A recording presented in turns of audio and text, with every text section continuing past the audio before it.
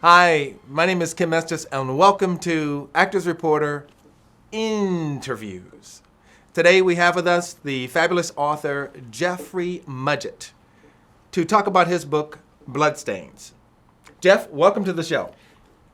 It's a story that took me by surprise, and one night at dinner with my entire family, I was about 41 years old, we had a shock, and the family was notified by my grandmother that we were related to a terrible man, perhaps maybe the most evil man that ever lived.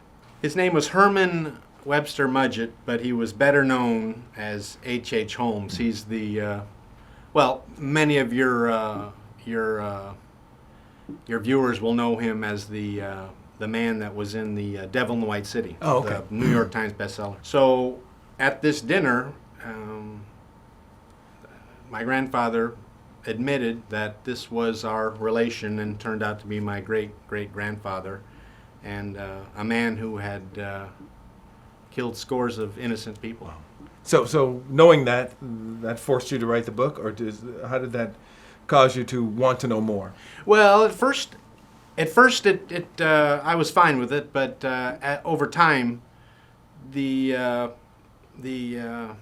concept of having genes from this evil man and his blood led me on a journey to find out what about my own life was caused by the things he did, or if any. And the deeper I dug into his life, the more perplexing my own life became. And as a result of the journey, I decided to write a book about what I discovered.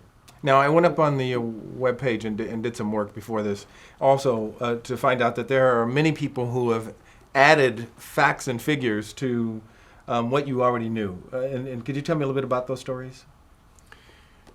Well, the thing I can tell you is there's maybe been 20 books written about this man before I wrote Bloodstains, movies. I'm convinced, just for one example, Silence of the Lambs.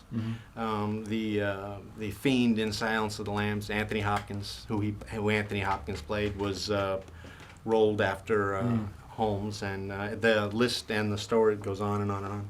Holmes may have been the Jack the Ripper that we all know about since childhood and reading history books.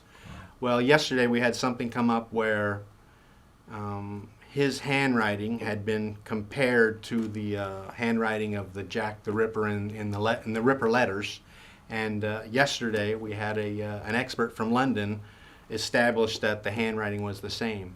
So we're off and running on proving that he was Jack the Ripper, an American surgeon from Chicago.